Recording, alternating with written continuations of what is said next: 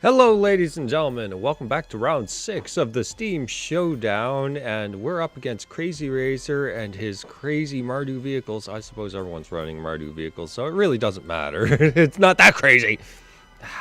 Anyway, so I told him that I'm just doing a little introduction here and that we will be going with I told him he can send the introduction or whatever. I'm just sending it, so it's standard Mardu vehicle sort of thing. It's very low to the ground, so we kind of have to have a somewhat lucky draw.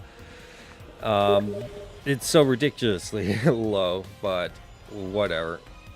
Okay, so grab that invite. And we are running the deck that I already hovered over once before. If you don't mind, I would like to go over to it. Thank you.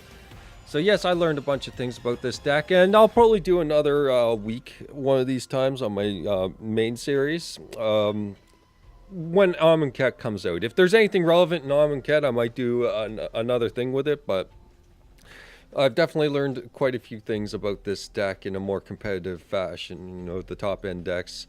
And how to really kind of round it out. And yeah, like I said, if there's anything relevant in Amonkhet, then I'll do it again. But for now, he's got the lovely homeless Jace thing. How am I supposed to do a cool epic thumbnail with that? I have to do like a picture of a razor or some nonsense like that, or a Motorola razor. Okay, so we do have grass, we have Force Wand. We can't cast about half our hand, but a Pacifist sounds like a very good start. We are on the draw, which is rather unfortunate against a vastly aggressive deck like this. And depending on what he's got, he has no plays here, so there's that very relevant thing. Okay, so that gives us our double black, which means that we should probably start in the black tree. And then that gives us our Grasp of Darkness for what we need. Now, an Aether Sphere Harvester and Gideon are the things that I fear from his deck if we're going to go down the route of preventing against this nonsense. So we have to be very careful in that regards. It's very dangerous situation we're going to be going in for this particular thing. So the grasps sound like something to run for, yeah. I'm going to save the grasp for vehicles for now, drop the pacifist for now. I know the Umbral Bruiser is kind of that really inconvenient thing, but I want to just have a blocking wall. If he wants to attack into it, so be it. Trade card for card right now, but I want to eliminate much of that hand. We will need a colorless source, of course, for their spatial contortion. That will deal with a number of things as well. But like I said, if he gets Gideon, it's going to be very bad for us, or Aether Sphere Harvester, because it's going to be very challenging to push past that. Or a Thopter Engineer, which is exceptionally annoying as well, I might add. Which also hastes the vehicles. Yeah, not much we can do about that.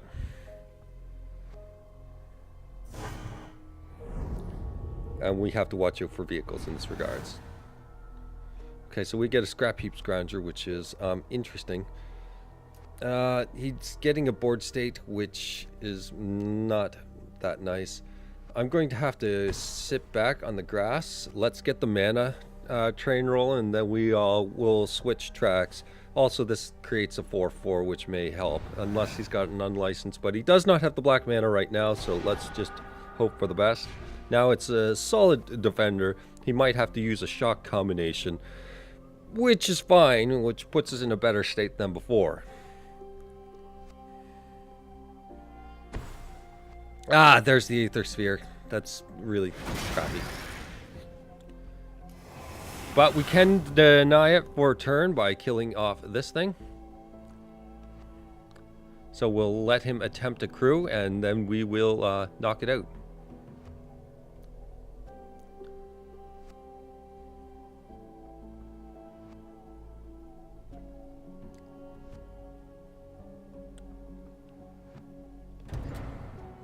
Okay, yeah, fine.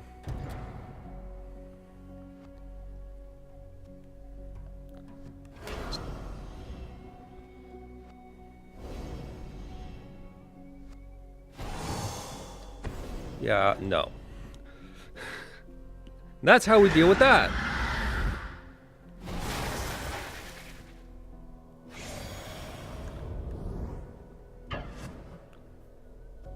And that guy comes in. Okay. Now we have an opportunity to turn it around a little bit here. If he doesn't cast a second spell. Nope, that'll flip it back. That's too bad.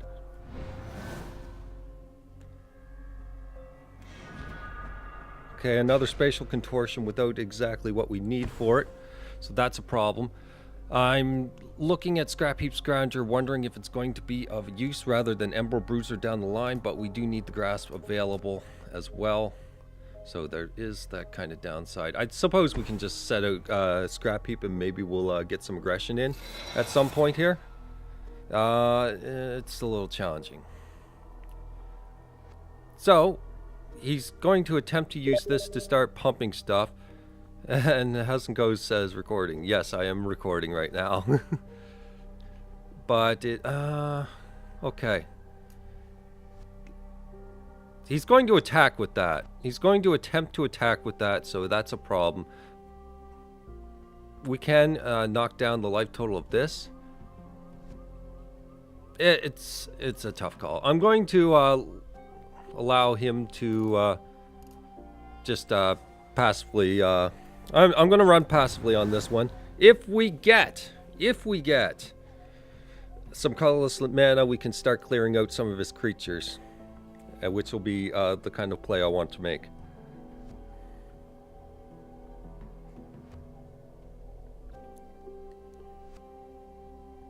If we get rid of his creatures and he's sitting with an Aether Sphere, then it's a little more unreliable and we can kind of get there and swing this around, because an Emerald Bruiser and a Scrap Heap combination will make it so that the aggression can work a little bit better. We just got to hold off this assault. Oh yeah, hi Hasenko. Glad you're watching.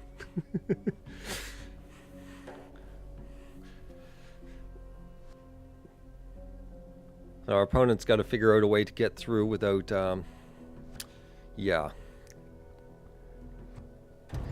So there's the crew. We can't do too much. Like, he's gonna, I don't know. He's going to go that route. I'm okay with this.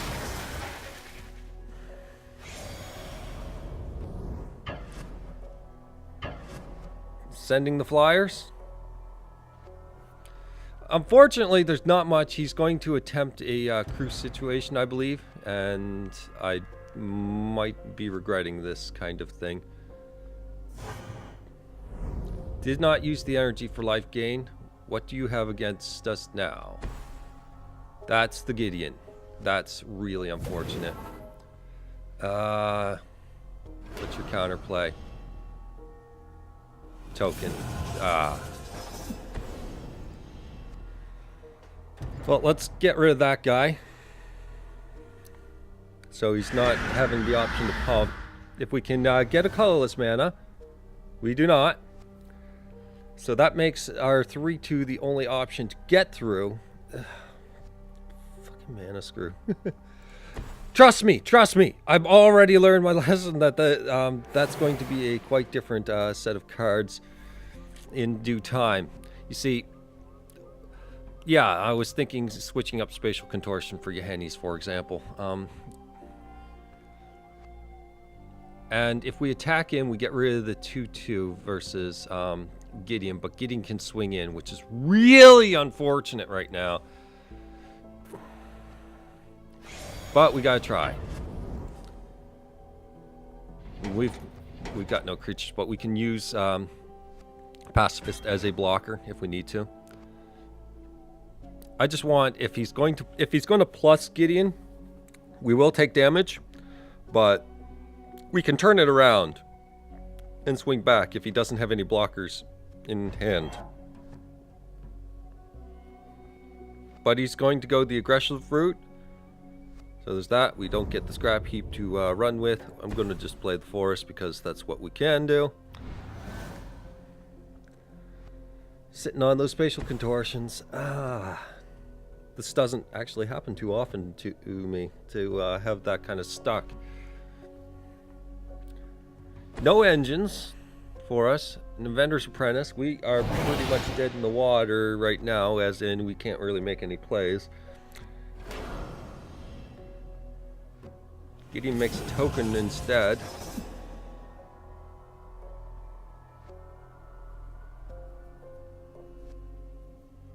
Getting a little rough here. I mean, 2, 3, 4, 5, 6, 7. Yeah. It's pretty brutal here. And it's a very, very wide board state.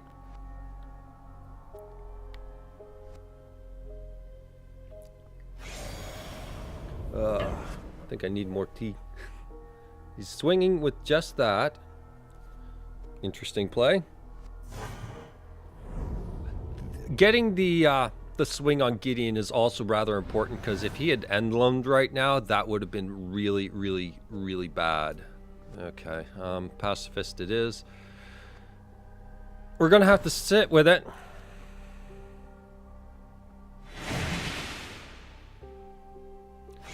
And Gideon, no, I can't do that because of the stupid damn it.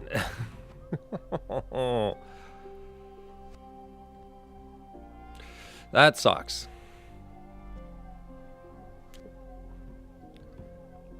So I'm fine with some removal, but I don't know. If he pluses Gideon here, if he sees the opportunity, then you'll see. Yeah, you know what I mean. Like, he doesn't have to protect Gideon end all be all. He can use it as a very good engine right now to try and push some damage through and really weaken the board state here for me. That's why I was kind of surprised for him just not simply plussing last turn, because he could have really gone in and done quite a bit. I don't think we would have been able to reciprocate in the same fashion. Yeah, there we go. And there's the crew. Pardon me.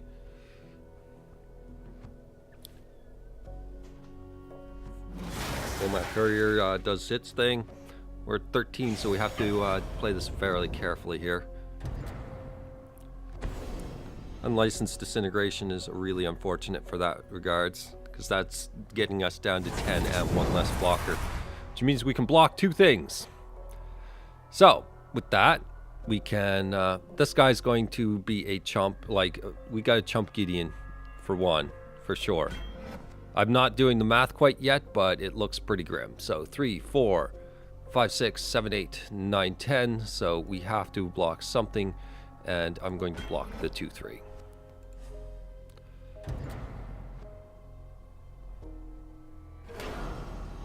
Uses the energy for some life gain. Rather irrelevant at this point in time. We didn't draw into anything really impactful, and he just vomited his board. Yeah. I'm going to concede this one. Hopefully we can get to at least game 3 here, but this deck is pretty much built a little bit lower than ours, and when I mean a little bit, I mean a fucking load, especially being on the play a ridiculous amount like that. Okay, so we have Westvale and the Woodland Cemetery. We have a Rex Sage for whatever. Let's hope that we draw into lands. We're going to have to go with this. We have to go with this. The Pacifist did slow down a little bit, and it seems that he does fear the Pacifist, so we will have to go with it. Starts with the Plains again, and does not have the stupid dwarf. Okay, no land. That's unfortunate. But we have a whole mitt full of creatures to try and protect us. We have 1 Spatial Contortion, which can be an emergency, and 1 Rex Sage, which can hopefully get us there. Turn 2, nothing. That's something to note. Oh, no. That. Still no extra land. We need the acceleration going here. And we also need the double black for the grasp here. No. No plays. Interesting. So we have a 4/4. he may not be in as good a spot as we would think. So let's swing in. And let's use things conservatively. So we can cast 2 spells. Or cast 1 spell, effectively. With the Lampholt Butcher. So I'm going to drop Rampager, get one of the energies out. We'll just take advantage of this for now, and we'll hold up Spatial Contortion for the moment. We have Rex Sage online as well, so that's very relevant. He does not have anything. Oh, thank goodness. Okay, and we get Nather Hub, which is colored mana and colorless, but we kind of have... No, we don't have our double black, actually, so that's relevant.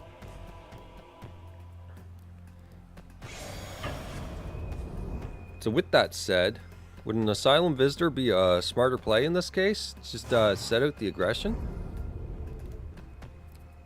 Or do we just go all out right now? I'm going to go all out.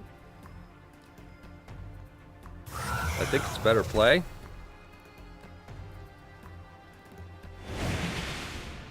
And I'm not going to worry about my black.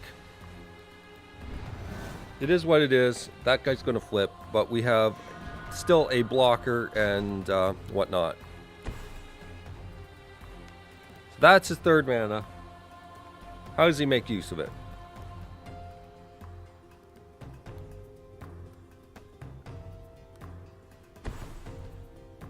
Caravan, smart choice in his situation, I think. And an Inventor's Apprentice, which is sizable enough. So it would be a dick move to Rex Sage that Caravan, of course, and we get a Hissing Quagmire. So here's my thought. We swing in with these. No, because I don't want him to have that mana. I really don't want him to have that mana.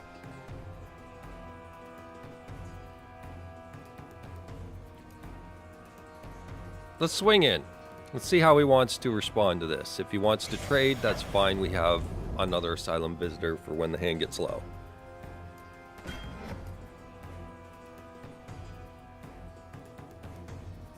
Okay. That's good. And we'll leave up a pseudo black for quote-unquote fatal push. Yeah.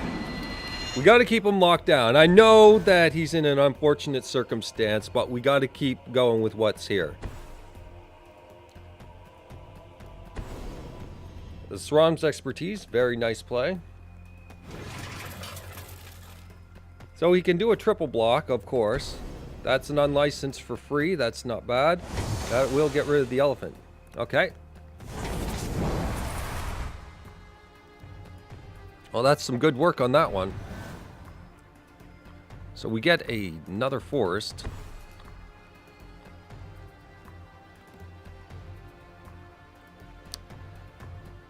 So how do we want to play this? Because I want to keep the train going, but we're not quite getting the train going. So we have Ormondal mana, but we don't have Ormondal creatures. If we activate this manland, we have 2 mana left over, both colorless or colorless and green, which is really, well, I mean, it gives us the Spatial Contortion, which is exactly kind of what I want. Yeah, let's go with the Spatial Contortion plan. Maybe we can get these tokens out of the way and force something. If he attempts a double block to try and get rid of the mainland, we can at least do a minor blowout. I know it's not really all that great, but we want to keep him kind of locked down with the amount of cards that he has right now. We still have the Asylum Visitor to try and keep the things going.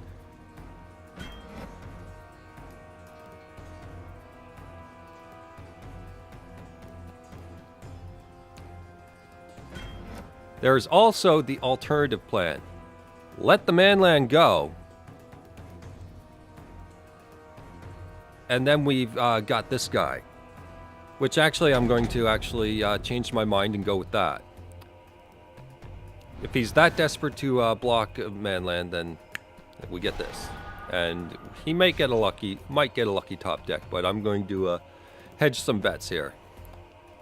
He has shocks, which concerns me about using spatial contortion on our butcher. So we may just simply attack. I'm not sure. We'll see how it goes. We'll play it by ear. But he doesn't have his black right now, so he can't hard cast an unlicensed. And he only has one SRAM's expertise, so that's relevant.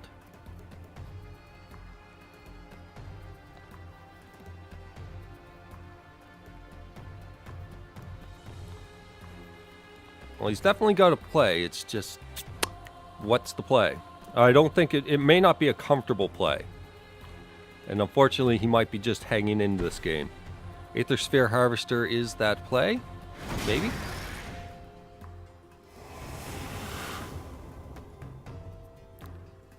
He's holding up red for a potential shock. That's important to note.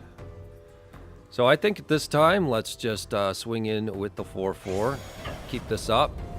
We can, at end of turn, some spatial contortion on whatever he brings out next turn.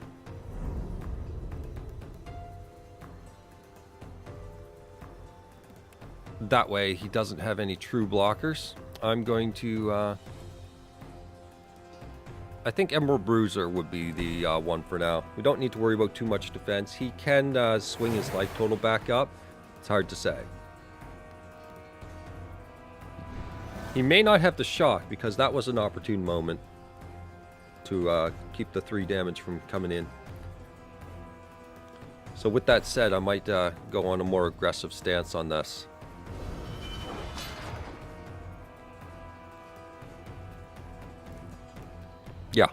Yeah, I think an aggressive stance, swing for 10 next turn. If he doesn't have any plays that we might otherwise want to do. Also, if he casts 2 spells this turn, then we don't really get that particular play.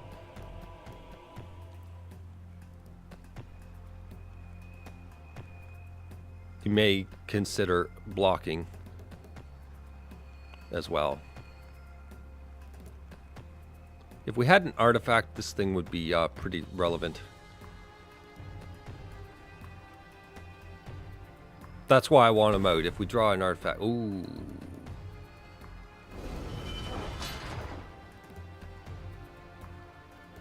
So he can convert to a 4/6.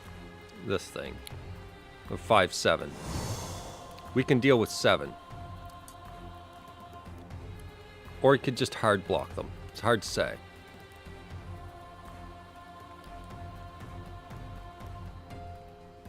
I don't want to throw this game away that much. Thank you very much. He is going with the aggressive plan on that.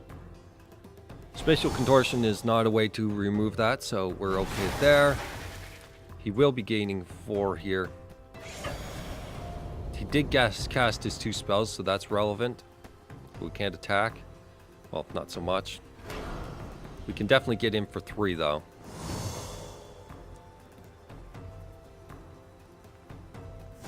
So he's hanging in there for now. He's got 1 card remaining. So let's get rid of this guy.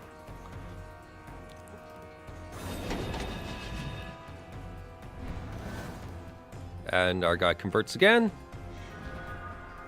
That's a Rogue's Passage, which can be very relevant, but not sure. Going to send it in.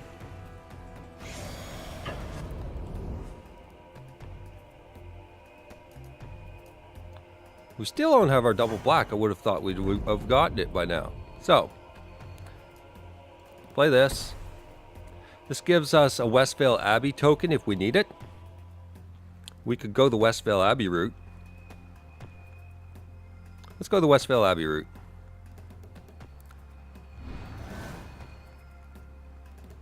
And I just want to keep this guy a 4/4 as long as possible. So that he has to cast 2 spells to keep this thing from attacking. And then, you know, Rogue's Passage hopefully seals the deal at some point. And the 1/1 is just intended as an extra 1 damage. That's all it's for. I'm going to try and just kind of get a little wider than him and have multiple threats sort of thing. It's something on the field where we can do something, allow the butcher to flip, and keep producing a board state. For example, if he were to play a creature right now and felt like he was on the aggressive plan and he could outgain the life and all that stuff, and attack with the 3/1, then we could block with 1/1, that kind of thing. A Thopter Engineer, interesting. That does provide a blocker in its own regards there. He may attempt to attack with the Thopter alone.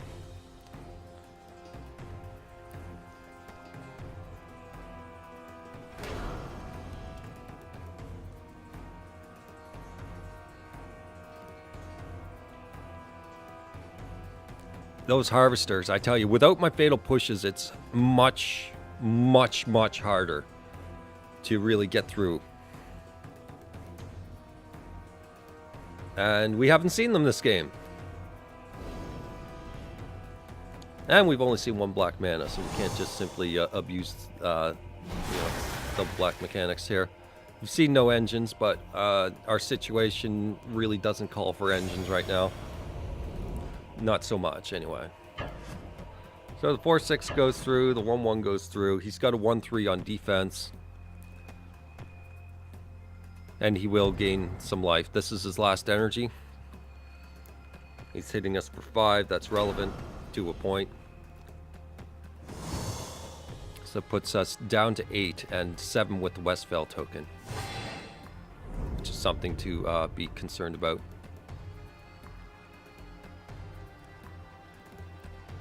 Especially if he continues to get any wide board state. Excuse me, game? Excuse me, game? It's doing... Excuse me?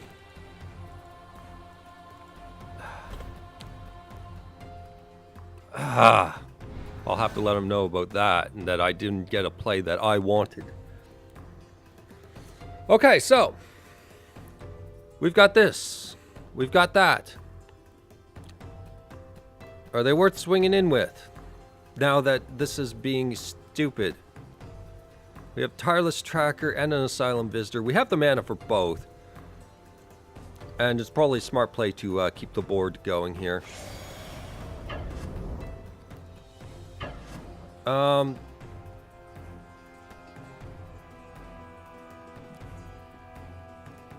Yes, I don't want hasty artifacts. I'm fine with that trade.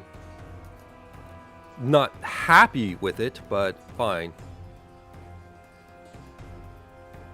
Tireless Tracker offers an opportunity for a 4-power creature instead of the Lemhold. It's not an immediate opportunity, mind you, but it's an opportunity. Letting it through. Okay. So, Tracker. Even if we have to use them for defense, then so be it. I'd rather, well, the Asylum Visitor's not great. They're both card draw mechanics, obviously. So they're great to see.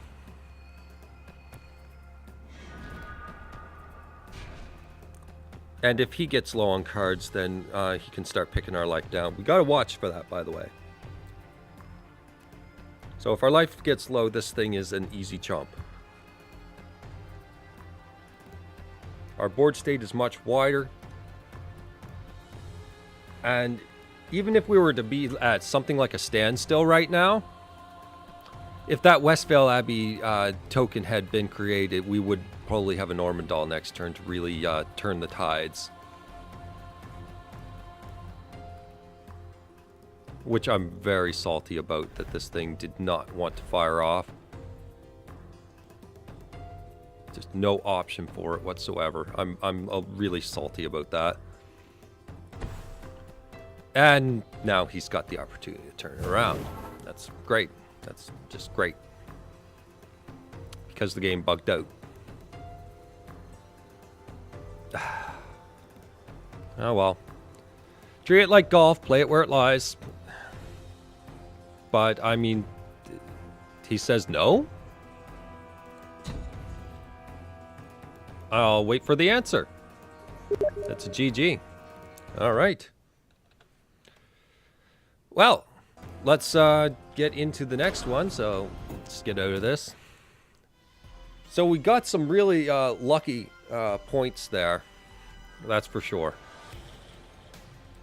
But we do need removal for those key cards. I thought he was really going to turn it around. I was scared he was. I can't believe it. That was just me having a jaw-dropping moment. Like, wow, I guess not. Because we were dried out. Okay, so we have some flesh bags. We have some fatal pushes. We have colorless. We have hissing quagmire. We have a tireless tracker. So our removal is in flesh bag. No true engine yet, which bothers me. In fact, there's a little bit that bothers me about this hand. He's mulligan down to 6, so it bothers me less now. I feel we could run... God damn it.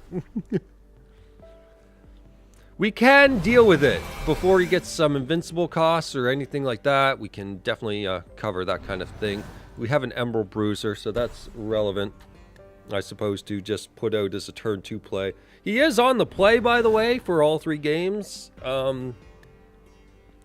Why?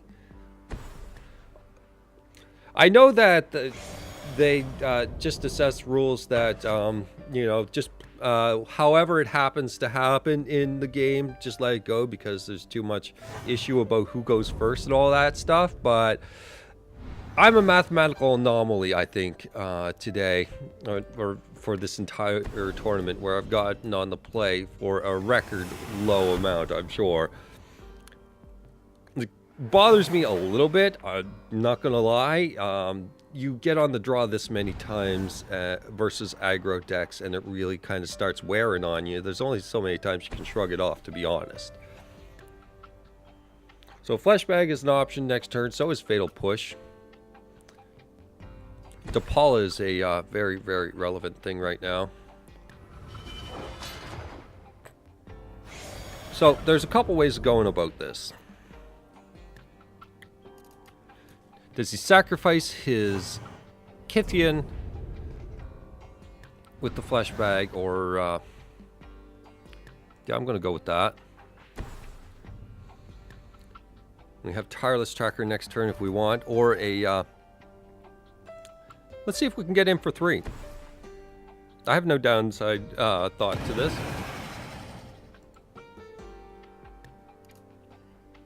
It is what it is, but I'd say let's try to get in for 3. I still feel we're going to get in for 3, so there's that.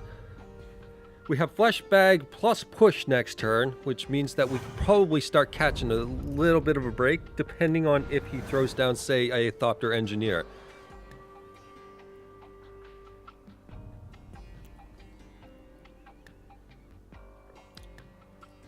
Also, if he drops a Harvester next turn... No? Is he gonna fish? He might be fishing. That's a good sign.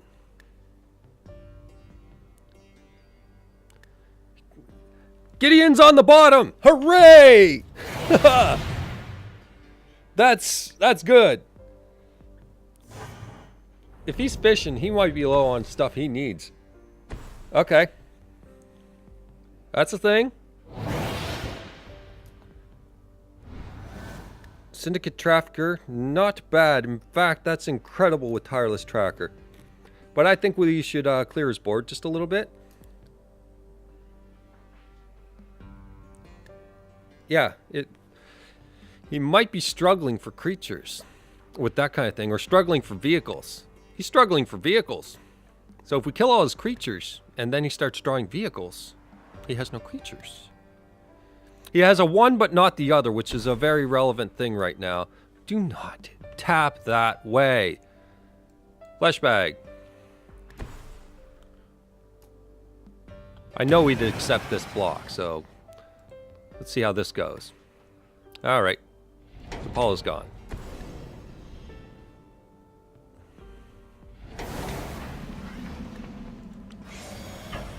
So we've got the 3-1. And we've got a Trafficker combo. We have Lifecaster's bestiary if we don't draw a land. If we do draw a land, Tracker into Trafficker is not bad at all. Then he's gotta decide, because then we've got an invincible guy and the clue generator, and I don't know. I don't know what he's got in hand, but it doesn't look like it's pleasant. Elephant is not bad. Elephant's pretty good. All right, let's send.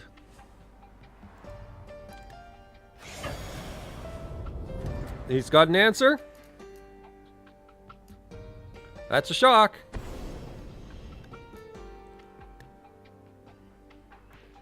Okay, so let's start accelerating.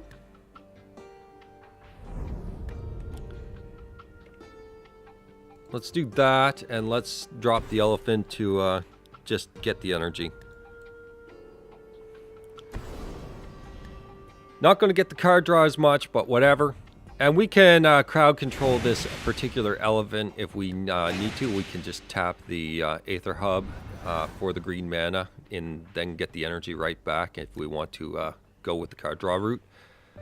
If we draw a land, then we can get these two bad boys down. It looks like we're kind of in a weird state right now. A Toppelgeist, okay. So he drew kind of a rather inconvenient creature. And we get Scry. Scry gives us a Hissing Quagmire, which is the most inconvenient land you could have possibly given me, deck. But that's fine. We can survive. So I'm going to Tireless Tracker. I'm going to use this for green.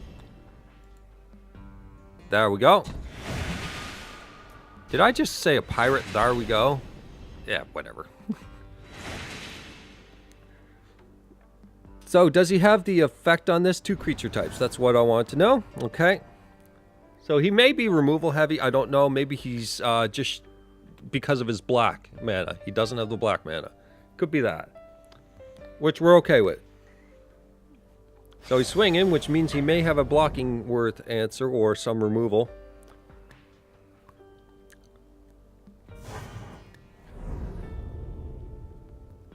We may need a Tireless Tracker for that particular... yes, thank you. Alright, so... let's drop that. Get a clue. And I'm going to just swing in. If he's got a shock, then he's going to need a second shock. Let's entice it. Let's entice it! Game.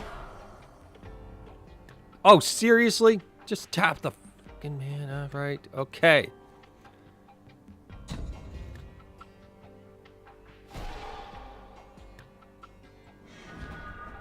Okay, that's good. So, pacifist or no, tracker, trafficker, whatever. And we have 1 green mana to afford, so let's do that. And that leaves us with 1 mana left over. Now we've got the tag team duo here. Very nice. We've got some lands to back it up thanks to the clue generation and the engine. So we might get there. Unfortunate game for him here where he may not be drawing into what he needs again. Because on paper, his deck is lightning fast, lots of answers, very quick, and it's all mana issues here. So that's a Copter. I'm sure that we can draw into an answer for Copter. He can most certainly use it as a looting answer if we don't draw something like removal, which is right there. Okay, well, that was nice. So let's get another clue. We have plenty of mana. We have a invincible guy, so let's see if he wishes to activate. Let's give him the opportunity. We will spatial contortion it.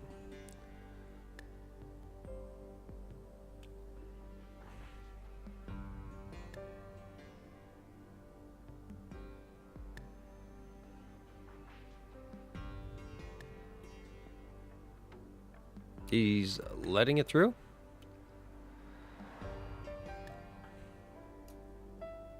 Is he blocking something relevant here? Actually, our pacifist is really good with these two guys on the field. Okay, so let's tap.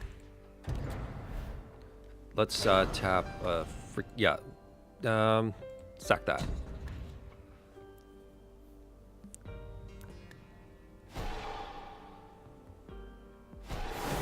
Okay, I will play the pacifist, and mana is so janky right now with how it wants to tap. So whatever. Pay green, please. Yes. Train elemental, not bad.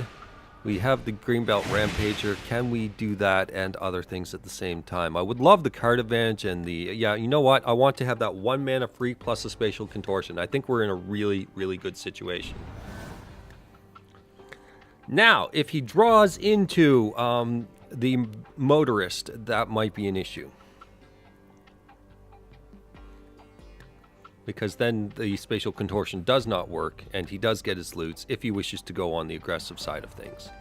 But he is at 5 health, and we got a very sickening board for this. Walking Ballista. For everything he's got.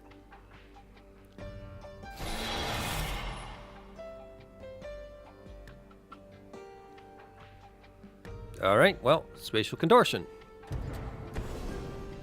And it is what it is.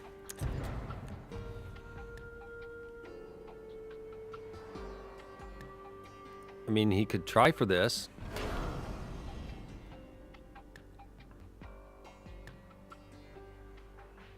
But it really doesn't make much of a difference. No. So let's just finish it out and be nice and polite about this. Yeah, sure, whatever. Let's send it in.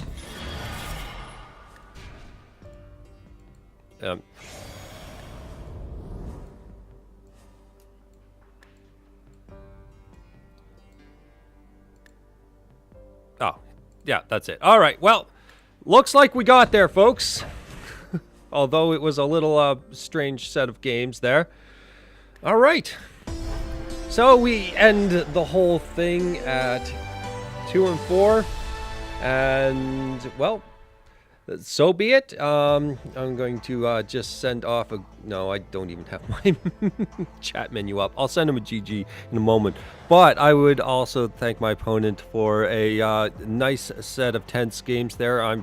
It's really unfortunate that you didn't get the mana you needed. And, well, I know it sucks. I had them in the tournament too. Got them pretty good that time. The engine worked this time. I would also like to thank K-Rider, guys. Go to the... I have it in the description, the link to the post at No Goblins Allowed. K-Rider organized the tournament. Go over there and thank him for all this lovely entertainment that all of us have given you for the Swiss pairings, and go find out who's in the top 8 and go watch them, follow them, enjoy that. All right, see you later. Bye-bye.